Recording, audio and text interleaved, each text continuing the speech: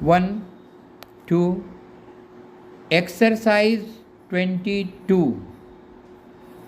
Why do you think he was aware of the likely failure of the firm? Question mark. I thank you for the tube of color, which I think should be all right. Full stop. They deny they were at the tower at the time of the fire.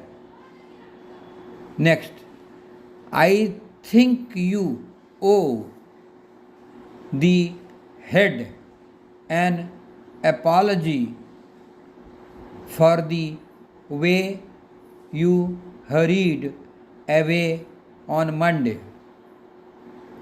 Full stop.